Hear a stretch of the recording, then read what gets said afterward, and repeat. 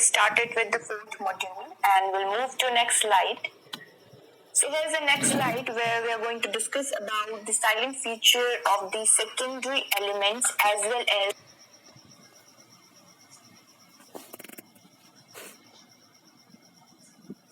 Hello everyone, welcome to Gurukul Agri. Today I'm going to cover the fourth module of soil science. So let's get started with the fourth module and we'll move to next slide. So here's the next slide where we are going to discuss about the silent feature of the secondary elements as well as the micronutrients. तो secondary elements में या secondary nutrients में हम सबसे पहले बात करेंगे calcium के silent features की. कैल्शियम जो कि एक secondary nutrient है और साथ में क्या है macronutrient है. ठीक है, सेकेंडरी न्यूट्रिएंट है और मैक्रोन्यूट्रिएंट है. देखिए जो इसका कॉन्सेंट्रेशन होता है आपका प्लांट में वो होता है अराउंड 0.2 to 1%, 0.2 to 1% का कॉन्सेंट्रेशन होता है. और ये जो होता है इसके सोर्स जो होता है बेसिकली अनॉर्थाइट जो इसका सोर्स होता है ये सोर्स है जिससे जो है कैल्शियम को ऑब्टेन किया जाता है. अगर एरिड और सेमी एरिड रीजन की बात की जाए तो यहाँ पे कैल्साइट से, डोलोमाइट से और जिप्सम इन सब से भी जो है कैल्शियम को ऑब्टेन किया जाता है. ये सारे जो मिनरल्स हैं, ये सारे जो रॉक मिनरल्स हैं, ये कैल्शियम के सोर्स होते हैं. एरिड और सेमी एरिड रीजन में बेसिकली पाए जाते हैं. तो ये जो है कैल्शियम के सोर्स हैं. देखिए अब बात करते हैं अगर ह्यूमिड रीजन की बात की जाए तो ह्यूमिड रीजन में जो ड्रेनेज के कारण या लीचिंग के कारण जो है कैल्शियम जो है वो आपका एसिड जो है सरफेस में होने के कारण जो कैल्शियम होता है वो सॉइल से रिमूव हो जाता है. तो बेसिकली जो सॉइल होता है वो ह्यूमिड सॉइल में मतलब ह्यूमिड एरिया की जो सॉइल होती है उसमें बेसिकली डिफिशिएंट होता है. तो मतलब एसिडिक सॉइल होगी तो वहां पे क्या होगा आपका कैल्शियम जो है वो डिफिशिएंट होगा उस सॉइल में. तो ह्यूमिड जो एरियाज होते हैं वहां पे बेसिकली ये जो प्रॉब्लम होती है इसमें ये पाई जाती है लीचिंग की प्रॉब्लम जिससे कैल्शियम जो है वो लीच हो जाता है. तो ये थे इसका सोर्स और जो आपका रॉक मिनरल्स हैं जिनसे जो है पीओ में जो है कैल्शियम पाया जाता है. देखिए नेक्स्ट पॉइंट जो है वो है फैक्टर अफेक्टिंग कैल्शियम अवेलेबिलिटी.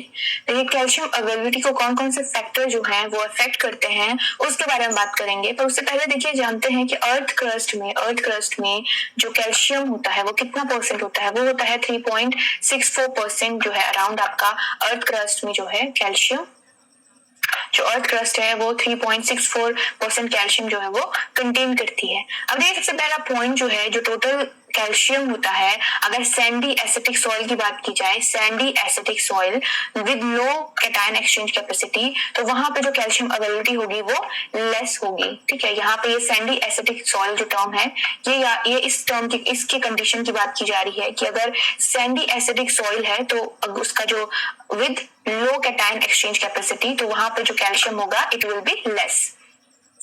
अगर सॉइल पीएच की बात की जाए, अगर एसिडिक सॉइल है मतलब पीएच अगर लो है आपका तो जो कैल्शियम होगा उसकी अवेलेबिलिटी जो है वो डिक्रीज हो जाएगी और प्लांट जो है वो लो जो कैल्शियम का जो कॉन्सेंट्रेशन है वो जो है गिर जाएगा, डिक्रीज हो जाएगा. ठीक है, ऐसी बात करते हैं कि soils having low cation exchange capacity might supply more calcium. मतलब कोई कैटायन एक्सचेंज कैपेसिटी मतलब किसी भी सॉइल की कैटायन एक्सचेंज कैपेसिटी अगर लो है तो वहां पे पॉसिबिलिटी होती है कि जो कैल्शियम है वो जो है उसका जो सप्लाई है वो बढ़ जाए. तो ये जो है इसका तीसरा पॉइंट है. ठीक है, अब देखिए टाइप्स ऑफ कोलाइड्स मतलब जो क्ले मिनरल्स होते हैं लाइक 2:1 वाला टाइप या कैल्शियम जो 1:1 टाइप होता है तो 2:1 टाइप लाइक वर्मिकोलाइट और मॉन्टमोलोकोलाइट टाइप जो मिनरल्स होते हैं वहां पे जो कैल्शियम की अवेलेबिलिटी होती है वो जो है इंक्रीज हो जाती है कंपैरिजन टू 1:1 लाइक केल्नाइट.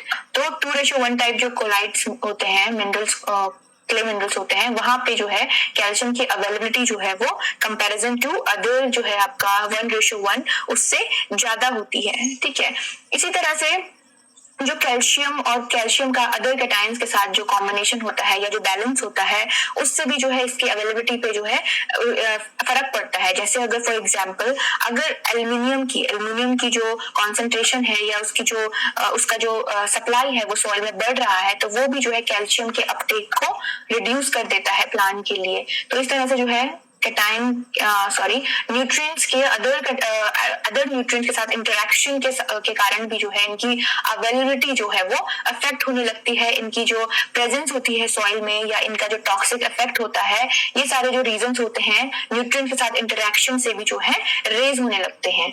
तो ये सारे जो है इसके रीजंस हैं। तो चलिए मूव करते हैं नेक्स्ट स्लाइड की तरफ। देखिए नेक्स्ट स्लाइड में बात करेंगे मैग्नीशियम की। देखिए मैग्नीशियम जो कि एक सेकेंडरी न्यूट्रिएंट है और मैक्रोन्यूट्रिएंट के अंदर आता है, उसके बारे में बात करेंगे। देखिए मैग्नीशियम का जो कॉन्सेंट्रेशन होता है क्रॉप में वो अराउंड होता है आपका 0.1 to 0.6%, 0.1 to 0.6%, ठीक है। और ये जो प्लांट में अपटेक होता है थ्रू दी डिफ्यूजन प्रोसेस। देखिए डिफ्यूजन का मतलब होता है जब प्लांट में कोई भी substance one place to another place जो है ट्रेवल करता है, ट्रांसलोकेट होता है, तो उस प्रोसेस को कहा जाता है डिफ्यूजन। जैसे जो रूट्स होती हैं वो जो है वाटर को अपटेक करती हैं और फिर वाटर को प्लांट में क्या है सप्लाई करती है, तो वो भी डिफ्यूजन प्रोसेस के अंदर आता है, तो उसे कहा जाता है डिफ्यूजन। तो मैग्नीशियम भी जो है डिफ्यूजन प्रोसेस से जो है प्लांट के द्वारा अपटेक किया जाता है। तो ये है मैग्नीशियम, ठीक है। देखिए मैग्नीशियम का सोर्स क्या है, बायोटाइट, डोलोमाइट, हॉर्नब्लेट, ओलिवाइन और सर्पेंटाइन, ये सारे जो है प्राइमरी मिनरल्स, ये सोर्स है मैग्नीशियम के। मतलब इनसे जो है इनमें जो है मैग्नीशियम जो है प्रेजेंट होता है या इन्हीं से इन मिनरल से जो है ऑब्टेन किया जाता है मैग्नीशियम को। अब देखिए अर्थ क्रस्ट की अगर बात की जाए तो अर्थ क्रस्ट में मैग्नीशियम जो होता है वो 1.93% होता है, 1.93%। इसी तरह से देखिए सेकेंडरी मिनरल जो है आपका क्लोराइट, इलाइट, मोंटमोलोनाइट, तो ये सारे जो है सेकेंडरी मिनरल्स हैं। तो देखिए यहाँ पे आपको जो है यहाँ पे ये चीज भी आपको इम्पोर्टेंट पता लग जाएगी कि प्राइमरी मिनरल्स कौन से होते हैं और सेकेंडरी मिनरल कौन से होते हैं। तो देखिए प्राइमरी और सेकेंडरी दोनों में ही जो है आपका मैग्नीशियम जो है अवेलेबल होता है, तो ये इसके सोर्स हैं। देखिए अगर एरिड रीजन की बात की जाए तो जो मैग्नीशियम होता है वो एस्पोमाइट में भी जो है अवेलेबल होता है। एस्पोमाइट में जो है उसका सोर्स होता है एरिड रीजन में। तो ये सारे जो है रॉक मिनरल्स जो मिनरल्स हैं सोर्स हैं मैग्नीशियम के। अब देखिए मैग्नीशियम जो है कौन कौन सी फॉर्म में जो है वो आपका अवेलेबल होता है। देखो कि इसकी जो फॉर्म है एक्सचेंज और सॉल्यूशन की वाली फॉर्म जो है इसकी प्रीडोमिनेंटली अकर करता है ये एक्सचेंज और सॉल्यूशन वाली फॉर्म में।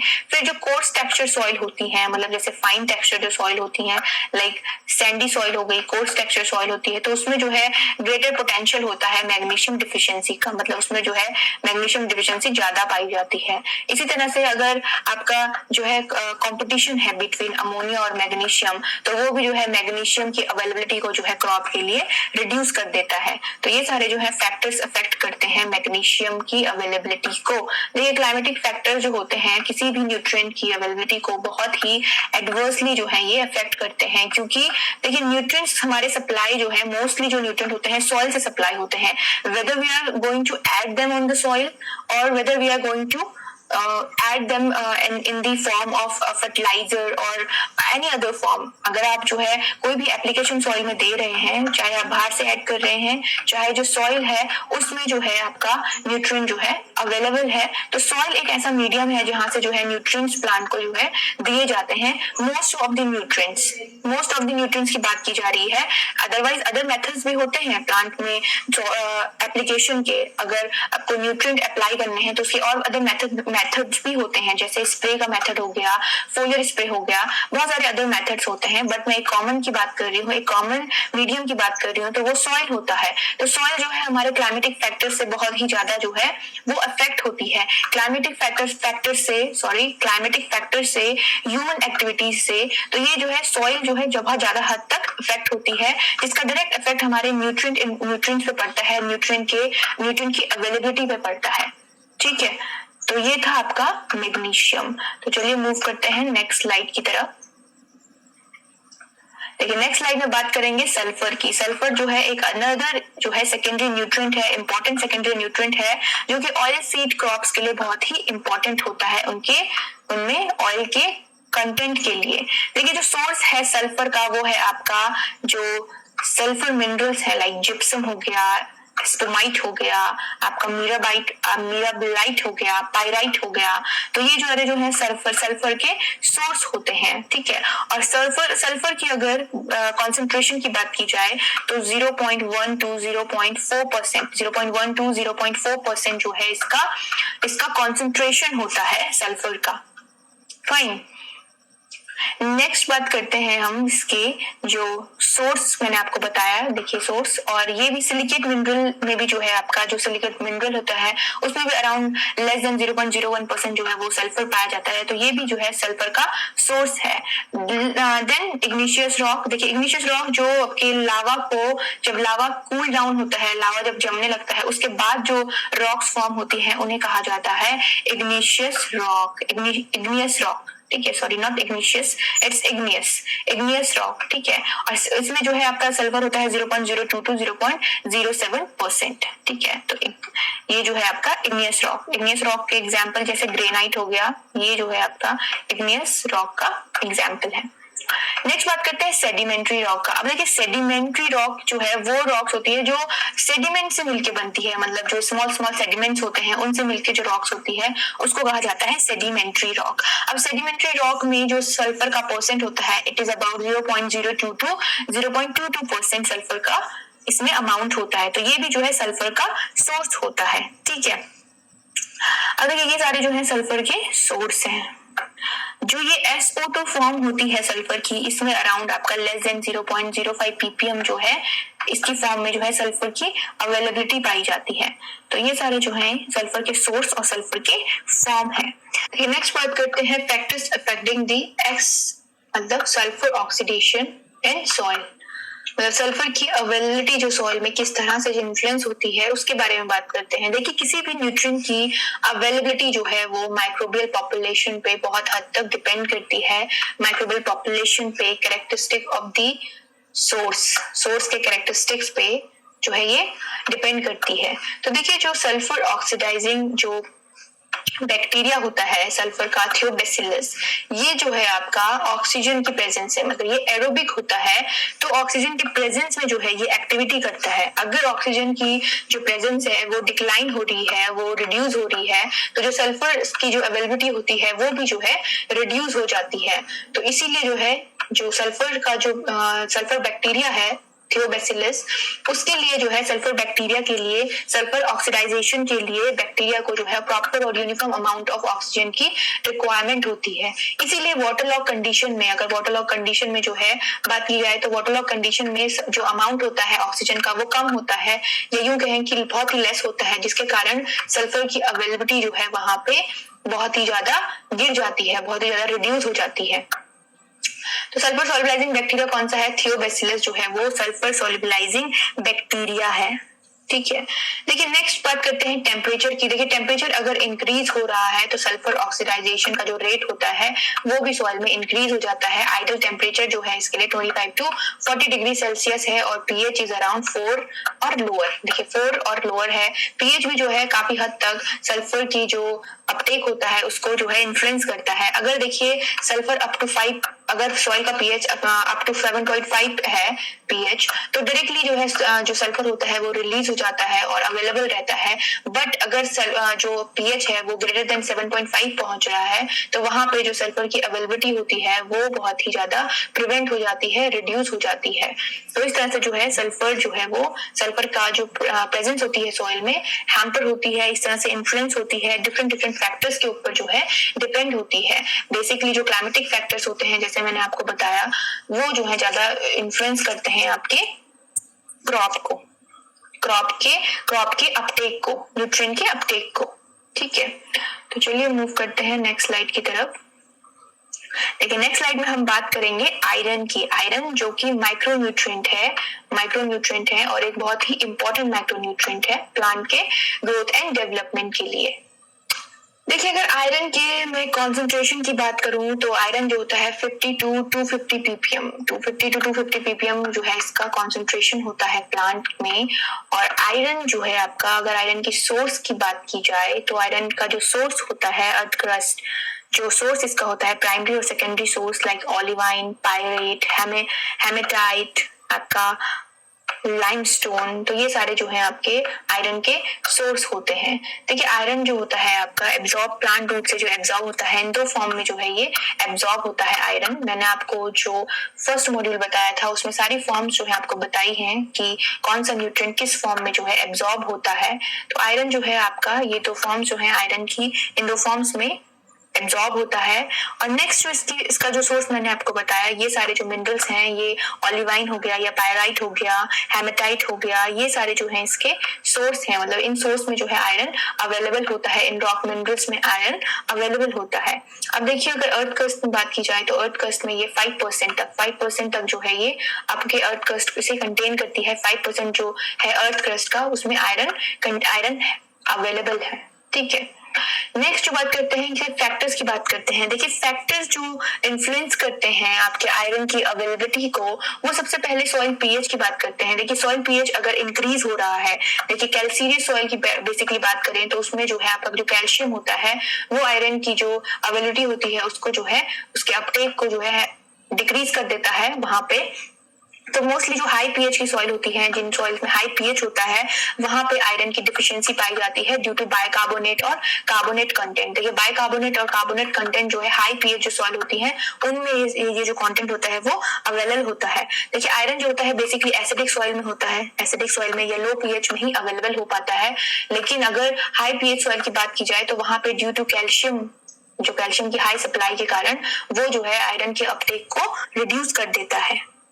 ठीक है, देखिए पीएच की जो डिफिशियंसी देखी जाती है मेनली आपका जो जो पीएच रेंज अगर मैं आपको बताऊं कि कौन से पीएच 7.3 से लेकर 8.5 के बीच में जो है आयरन की डिफिशियंसी देखी जाती है ड्यू टू लो सॉल्युबिलिटी होती है आयरन की, वो इस पीएच रेंज में जो है कम होती है, जिसके कारण जो है आयरन डिफिशियंसी जो है इस रेंज की सॉइल में ज्यादा पाई जाती है।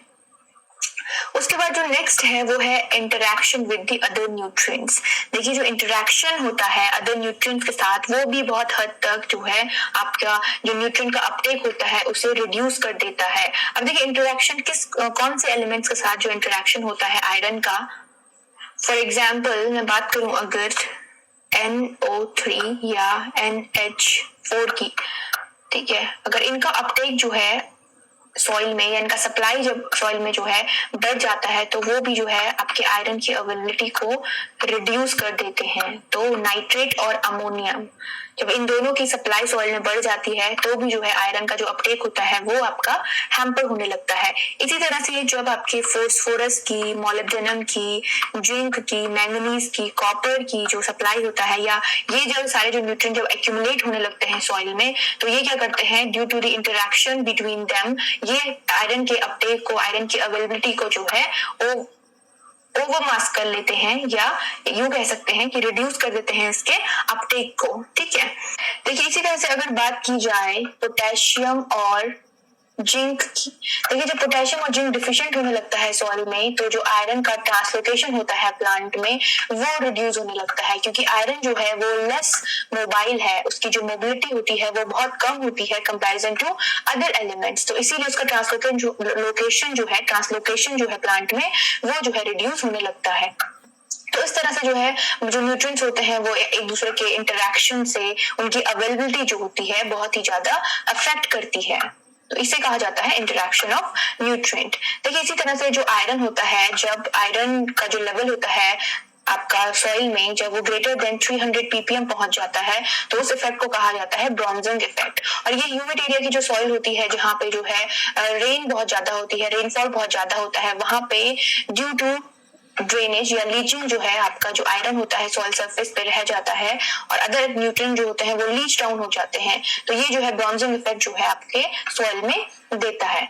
तो ये सारे जो है फैक्टर्स हैं जो कि अवेलेबिलिटी को, आयरन की अवेलेबिलिटी को अफेक्ट करते हैं।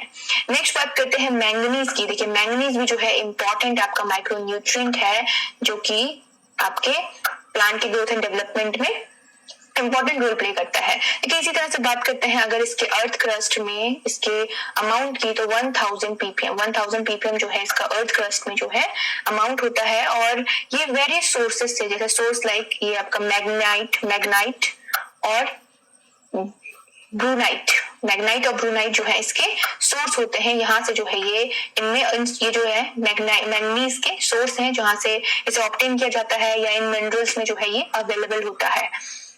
ठीक है, तो ये आपके मैंगनीज। देखिए जो कॉन्सेंट्रेशन होता है मैंगनीज का वो होता है around 200 to 500 ppm, around 200, it is 20 to 500 ppm। ठीक है, तो 20 to 500 ppm जो है ये इसका कॉन्सेंट्रेशन प्लांट में होता है। ये जो फैक्टर्स अफेक्ट करते हैं अवेलेबिलिटी ऑफ मैंगनीज को, उसमें सबसे पहले बात करते हैं सॉइल पीएच की। देखिए सॉइल पीएच और कार्बोनेट्स।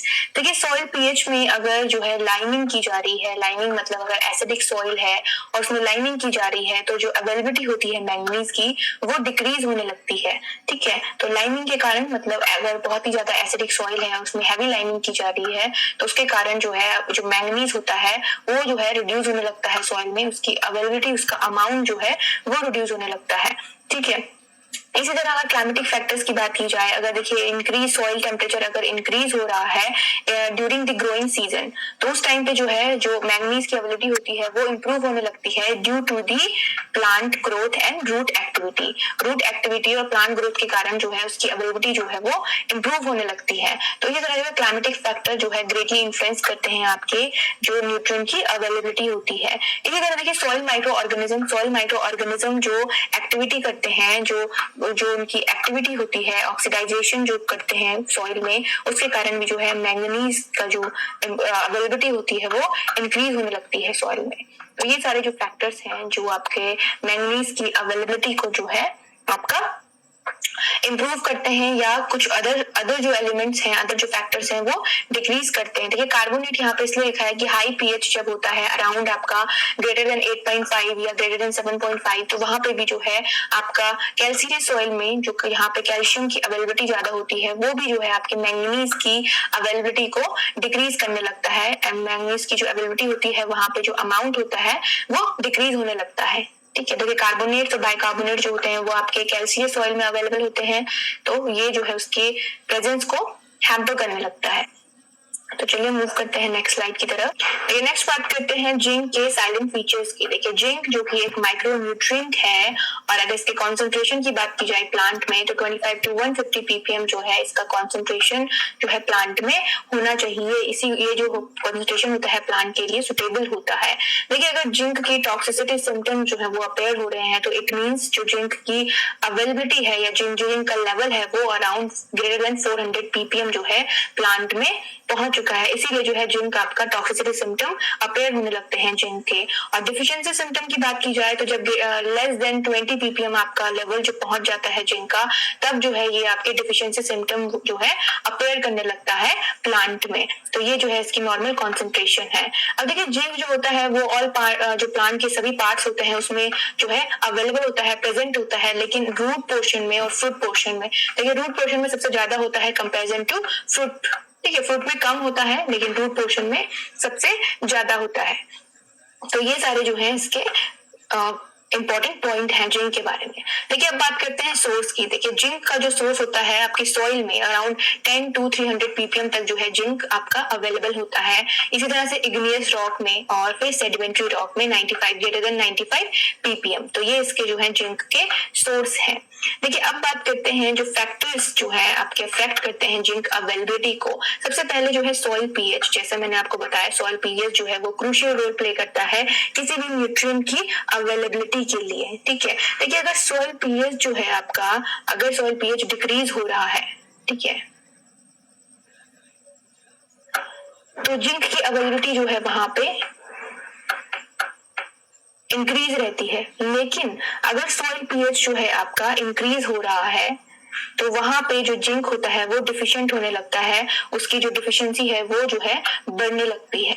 तो इसी तरह से मतलब सॉइल पीएच अगर इंक्रीज हो रहा है तो जो अवेलेबिलिटी ऑफ जिंक होगी वो डिक्रीज होने लगेगी। तो सॉइल पीएच जो है वो क्रूशियल रोल प्ले करता है इसकी अवेलेबिलिटी पे। इसी तरह से अगर कैल्शियम कार्बोनेट आपका इंक्रीज हो रहा है सॉइल में तो भी जो है जिंक की अवेलेबिलिटी डिक्रीज होने लगती है। मतलब कैल्शियम कार्बोनेट जो है आपका पीएच के साथ साथ इंक्रीज होता है। देखिए कैल्शियम सॉइल में जो है कार्बोनेट्स पाए जाते हैं तो वहां पे जिंक की अवेलेबिलिटी जो है वो डिक्रीज होने लगती है। तो ये जो है यहाँ पे इंपॉर्टेंट पॉइंट है।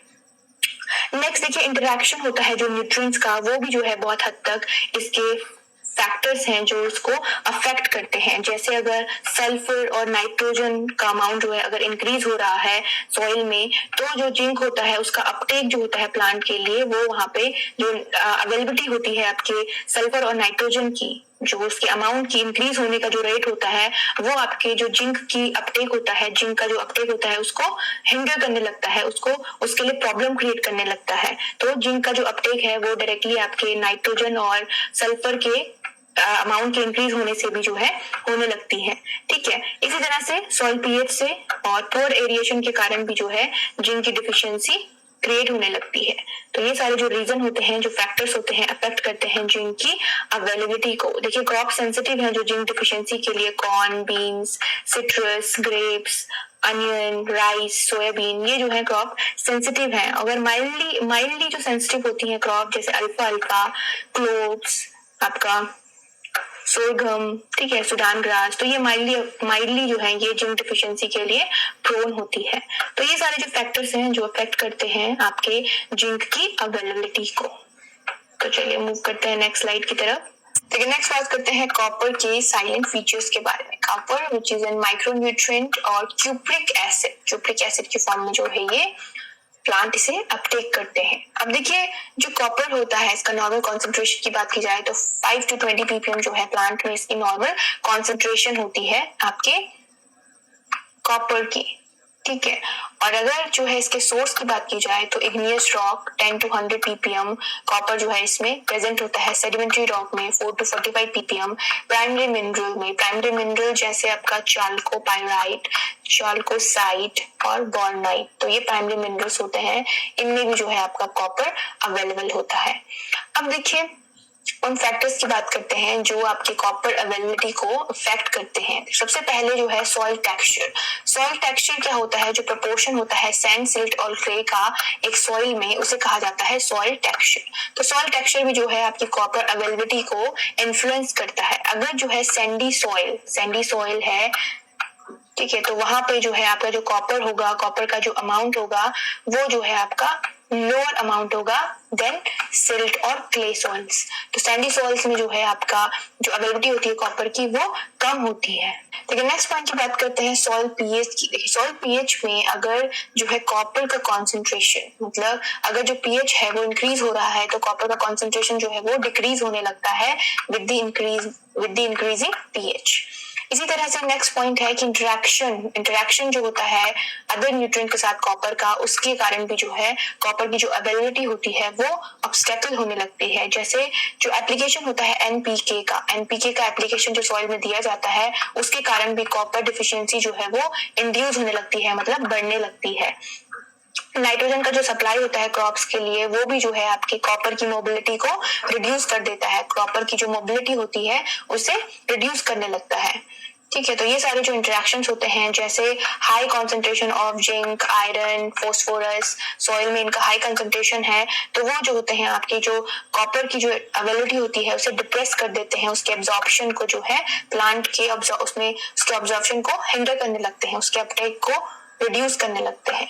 तो ये सारे जो है रीजन है कॉपर के, जो कि कॉपर की अवेलेबिलिटी को अफेक्ट करते हैं। तो चलिए मूव करते हैं नेक्स्ट स्लाइड की तरफ। देखिए नेक्स्ट स्लाइड में बात करेंगे बोरॉन की। देखिए बोरॉन जो माइक्रोन्यूट्रिएंट है और इम्पोर्टेंट माइक्रोन्यूट्रिएंट है फॉर पॉलिनेशन, जर्मिनेशन, आपकी फर्टिलिटी के लिए प्लांट के मेल पार्ट की, फीमेल पार्ट की, तो ये जो है आपके प्लांट के लिए इम्पोर्टेंट रोल प्ले करता है, क्योंकि पॉलिनेशन जो कि एक इम्पोर्टेंट प्रोसेस है जिसके कारण जो है आपका प्रोडक्ट जो है तैयार होता है, मतलब आपका फ्रूट जो है तैयार होता है, तो वो सारी चीजें जो है इम्पोर्टेंट होती हैं। तो नेक्स्ट हम बात करेंगे बोरॉन की। देखिए बोरॉन जो होता है, बोरॉन बोरिक एसिड जो है इसका केमिकल फॉर्म है, जिस फॉर्म में प्लांट इसे अपटेक करता है, लाइक H3BO3, जो इसका केमिकल सिंबल जो इसका यूज किया जाता है। देखिए जो बोरॉन है इसका जो कॉन्सेंट्रेशन होता है it is around 6 to 18 ppm। 6 to 18 ppm का जो है इसका कॉन्सेंट्रेशन है, और ये जो है प्लांट में थ्रू डिफ्यूजन जो substance one place to another place जो है जब जाता है उसे कहा जाता है डिफ्यूजन। तो डिफ्यूजन के द्वारा, थ्रू द डिफ्यूजन जो है ये प्लांट के द्वारा अपटेक किया जाता है बोरॉन एलिमेंट। ठीक है, अब देखिए जो इसके सोर्स हैं, देखिए इसके सोर्स जो है ये एक नॉन मेटल है अमंग दी माइक्रोन्यूट्रिएंट।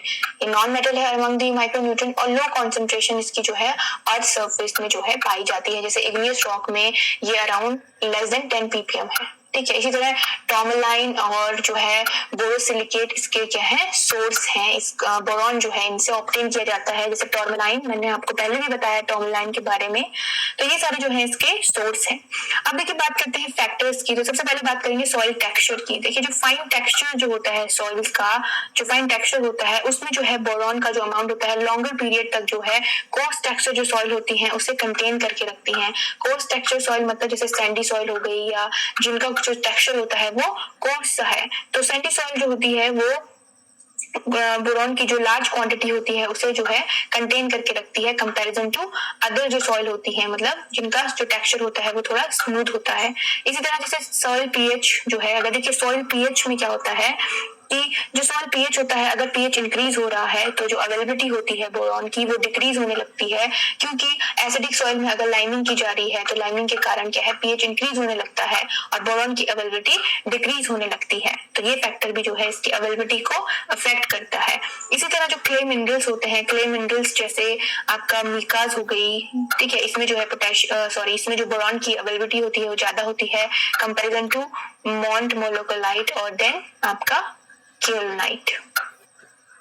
तो क्ले मिनरल्स भी जो है इंपॉर्टेंट रोल प्ले करते हैं अवेलेबिलिटी ऑफ बोरॉन में। नेक्स्ट देखिए आपका जो इंटरेक्शन होता है, इंटरेक्शन जो न्यूट्रॉन का इंटरेक्शन होता है उसके कारण भी जो है आपके जो बोरॉन की अवेलेबिलिटी होती है वो इन्फ्लुएंस होती है।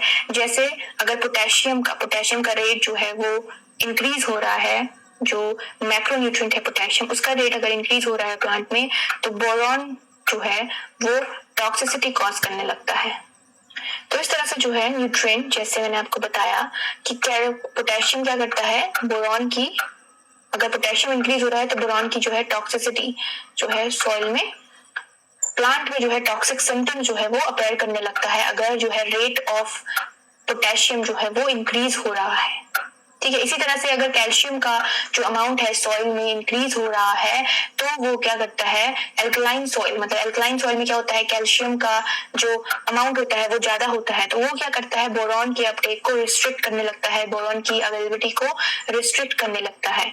इसी तरह से देखिए सॉइल मॉइस्चर, देखिए सॉइल मॉइस्चर में भी अगर जो है अगर सॉइल मॉइस्चर जो है रिस्ट्रिक्ट हो रहा है, उसकी सप्लाई जो है रिस्ट्रिक्ट हो रही है, तो जो अमाउंट होगा बोरॉन का वो रिड्यूस होने लगा, उसकी अवेलेबिलिटी जो है वो रिड्यूस होने लगेगी, ठीक है। तो जो सॉइल मॉइस्चर है अगर वो प्रॉपर अमाउंट में है तो बोरॉन का जो अमाउंट होगा, अवेलेबिलिटी होगी, वो प्लांट के लिए यूनिफॉर्मली हो सकेगी। तो ये था आपका बोरॉन। चलिए मूव करते हैं नेक्स्ट स्लाइड की तरफ। देखिए नेक्स्ट स्लाइड में बात करेंगे मोलिब्डेनम की। देखिए मोलिब्डेनम जो है आपका एलिमेंट जो कि अर्थ क्रस्ट में अराउंड 2 ppm है और जो इसका कॉन्सेंट्रेशन है अराउंड 0.2 to 5 ppm इसका कॉन्सेंट्रेशन है। देखिए इस तरह से जो है ये अर्थ क्रस्ट में अवेलेबल होता है। ये देखिए 2 ppm तक और जो रेंज है अराउंड 0.2 to 5 ppm। अगर प्लांट की बात की जाए तो प्लांट में ये लेस देन 1 ppm, ठीक है।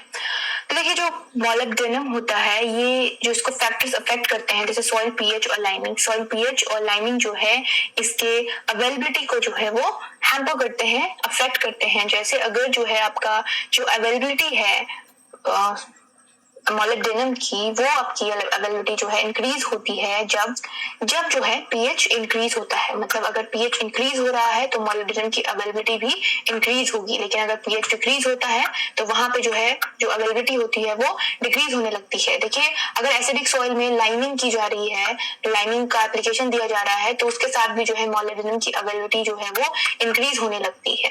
इसी तरह से इंटरेक्शन विद अदर न्यूट्रिएंट्स का जो इंटरेक्शन होता है उससे भी जो है इसकी अवेलेबिलिटी जो है वो इफेक्ट करती है। देखिए जैसे अगर बात की जाए मैग्नीशियम और फोस्फोरस की, तो ये क्या करते हैं आपके मैग्नीशियम और फोस्फोरस इनहेंस करते हैं मोलिब्डेनम के अपटेक को, ठीक है। इसी तरह से अगर मैं बात करूं कॉपर और मैंगनीज की, तो कॉपर एंड मैंगनीज क्या करते हैं, डिक्रीज करते हैं मोलिब्डेनम की अवेलेबिलिटी को। तो जिस तरह से जो आपके मैग्नीशियम और फास्फोरस है वो इंक्रीज करते हैं, उसी तरह से कॉपर और जो मैंगनीज है वो डिक्रीज करते हैं। ठीक है। इसी तरह से मैं याद करूं अगर सल्फर की, देखिए सल्फर में जब हायर डोज या हायर एप्लीकेशन जब सल्फर का दिया जाता है सॉइल में, तो क्या होता है, मोलिब्डेनम का अब्जॉर्प्शन जो होता है वो डिक्रीज होने लगता है। ठीक है। इसी तरह से जैसे नाइट्रोजन है, मतलब नाइट्रोजन क्या करता है, एनकरेज करता है मोलिब्डेनम के अपटेक को।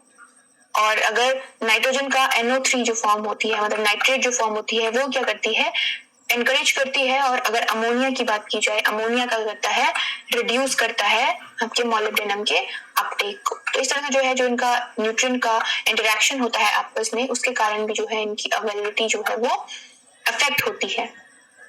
देखिए नेक्स्ट बात करते हैं क्लोरीन की। देखिए क्लोरीन जो है वो अनदर इम्पोर्टेंट आपका न्यूट्रिएंट है, माइक्रो न्यूट्रिएंट है, जिसका अर्थ क्रस्ट में जो है जो अमाउंट होता है, कंटेन करती है earth crust, it is 0.02 to 0.05%। ठीक है। देखिए जो क्लोरीन होता है, इसके जो सोर्सेज हैं आपकी इग्नियस रॉक, मेटामॉर्फिक रॉक्स और सॉल्युबल सॉल्ट्स, लाइक ये जैसे सॉल्युबल सॉल्ट्स की फॉर्म में जो है ये होता है, जैसे सोडियम क्लोराइड और कैल्शियम क्लोराइड, मैग्नीशियम क्लोराइड, इस फॉर्म में जो है ये आपको सॉइल में ये दिया जाता है। ठीक है। अब देखिए जो अब देखिए नेक्स्ट बात करते हैं क्लोरीन की। देखिए क्लोरीन जो है अर्थ क्रस्ट में अराउंड 0.02 to 0.05% जो है प्रेजेंट होता है। और जो है सॉल्युबल सॉल्ट्स जो होते हैं, इसके सोर्स हैं जैसे सोडियम क्लोराइड, कैल्शियम क्लोराइड और मैग्नीशियम क्लोराइड, तो ये सारे जो है इसके सोर्स होते हैं क्लोरीन के। अब देखिए जो क्लोरीन होती है वो टबैको, लेग्यूम्स क्रॉप जो होती हैं, वो जो क्रॉप्स होती हैं इसके लिए सेंसिटिव होती हैं क्लोरीन की। जो क्लोरीन का अमाउंट है, अगर क्लोरीन ज्यादा मात्रा में सॉइल में अवेलेबल है, तो वो टॉक्सिक इफेक्ट जो है इन क्रॉप्स के लिए क्रिएट करने लगता है, सच एज जैसे लेदरी लीव्स जो है इनमें होने लगती हैं। पोटैटो को भी जो है ये हार्म पहुंचाता है क्लोरीन। तो क्लोरीन का जो अमाउंट है वो अराउंड जो है आपका लेस सॉइल में होना चाहिए, but it is also an important micro nutrient. ठीक है। नेक्स्ट बात करते हैं आपका, देखिए कोबाल्ट के बारे में। देखिए कोबाल्ट जो है आपका, ये आपका 0.02 to 0.5 ppm जो है इसका कॉन्सेंट्रेशन होता है। ठीक है। और ये जो है आपका सॉइल पीएच के कारण जो है इसकी अवेलेबिलिटी जो है वो इन्फ्लुएंस होती है। जैसे अगर जो अवेलेबिलिटी है वो इंक्रीज होती है with the increase in soil acidity, मतलब पीएच अगर रिड्यूस हो रहा है तो अवेलेबिलिटी जो है वो इंक्रीज होगी कोबाल्ट की। इसी तरह अगर लाइमिंग और ड्रेनेज प्रैक्टिसेस जो है की जा रही हैं, तो वो जो है आपके कोबाल्ट की अवेलेबिलिटी को रिड्यूस करने लगती है। ठीक है। तो कोबाल्ट जो कि आपका एक इम्पॉर्टेंट एलिमेंट है, कोबाल्ट आपके नोड्यूलेशन को जो है एनहांस करता है, तो लेग्यूमिनस क्रॉप के लिए जो है ये इम्पॉर्टेंट है। तो चलिए मूव करते हैं नेक्स्ट स्लाइड की तरफ। देखिए नेक्स्ट स्लाइड में बात करेंगे हम निकल की। देखिए निकल जो कि एक इम्पॉर्टेंट आपका माइक्रोन्यूट्रिएंट है, और ये जो है आपका 17th नंबर का माइक्रोन्यूट्रिएंट है, जिसके ऐड करने के बाद जो टोटल एसेंशियल न्यूट्रिएंट हमारे हो गए 17। ठीक है। पहले 16 थे, तो निकल ऐड हुआ, तब जाके क्या हुए हैं, 17 हुए हैं। तो देखिए जो निकल है उसका जो कॉन्सेंट्रेशन होता है आपका, वो होता है वो 0.1 to 1 ppm ड्राई मैटर में। ठीक है। तो देखिए जो निकल होता है इसमें अगर हाई लेवल ऑफ निकल क्या करता है, जिंक और आयरन डिफिशियंसी को इंड्यूस करता है। मतलब अगर निकल का कंटेंट जो है सॉइल में ज्यादा हो रहा है, तो आयरन और जिंक की डिफिशियंसी जो है वो रिपोर्ट की जाने लगेगी। जो आयरन और जिंक है उसकी डिफिशियंसी जो है वो आपके सॉइल में होने लगेगी। इसी तरह से जो है ये क्या करता है, निकल आपका नाइट्रोजन मेटाबॉलिज्म में जो है एसेंशियल रोल प्ले करता है नाइट्रोजन के मेटाबॉलिज्म में। इसी तरह से आपके नोड्यूल के वेट और ईल्ड की जो क्रॉप होती है उसको ये क्या करता है, स्टिमुलेट्स करता है। जो नोड्यूल का वेट होता है और उसकी जो क्रॉप होती है, लेग्यूमिनस क्रॉप जो होती है, उनकी जो ईल्ड होती है उसको क्या करता है, इनहेंस करता है। तो ये है आपका निकल। देखिए नेक्स्ट बात करते हैं सोडियम की। देखिए सोडियम जो की है सोडियम क्लोराइड, इसका जो अर्थ क्रस्ट में जो इसका अमाउंट होता है इट इज 2.8%। जो अर्थ क्रस्ट होती है उसमें। और सोडियम हेल्पफुल होता है, ऑक्जेलिक एसिड का जो एक्यूमुलेशन होता है प्लांट में उसमें जो है सोडियम हेल्पफुल होता है। और स्टोमेटल एक्टिविटीज में भी जो है आपका सोडियम इंपॉर्टेंट होता है। पोटेशियम के जो वर्क होते हैं उनको जो है ये काफी हद तक रिप्लेस करता है, उसमें जो है ये हेल्पफुल होता है आपका सोडियम। नेक्स्ट बात करते हैं सिलिकॉन की। देखिए सिलिकॉन जो कि प्रोटेक्शन देता है प्लांट को, इंसेक्ट और पेस्ट के इन्फेस्टेशन से प्रोटेक्ट करता है प्लांट को। इसका अर्थ क्रस्ट में जो अमाउंट होता है इट इज अराउंड 27.6% और ये मोस्ट अबंडेंट एलिमेंट है अर्थ में। सिलिकॉन जो है मोस्ट अबंडेंट एलिमेंट है। देखिए ये क्या करता है, ये आपका कंस्ट्रक्ट करता है स्ट्रक्चर सेल वॉल का, ठीक है, प्रोटेक्शन लेयर जो है प्रोवाइड करता है और ड्रॉट टॉलरेंस जो है क्रॉप में फॉर्म करता है। ड्रॉट टॉलरेंस के लिए जो है ये इंपॉर्टेंट होता है। फोटोसिंथेसिस को जो है ये रेगुलेट करता है, फोटोसिंथेसिस को, ठीक है। देखिए ये जो है आपका अर्थ क्रस्ट में अराउंड मैंने आपको बताया 27.6% होता है और मोस्ट अबेंडेंट होता है।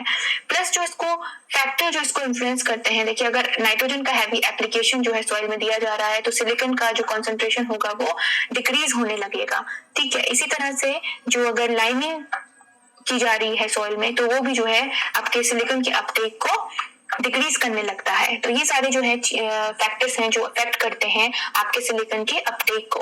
देखिए अगर एसिडिफिकेशन किया जा रहा है सॉइल में तो वो जो है आपके सिलिकॉन के अपटेक को इंक्रीज करता है, ठीक है। इसी तरह से देखिए जो सिलिकॉन है वो प्लांट के लिए इम्पोर्टेंट होता है, उसके प्रोटेक्शन के लिए। उसकी जो प्रोटेक्शन लेयर होती है प्लांट में, टॉलरेंस जो है वो आपके इंसेक्ट और पेस्ट के लिए फॉर्म करता है। तो ये था आपका सिलिकॉन। तो देखिए जो आज का टॉपिक है यहाँ पे आज कंप्लीट होता है।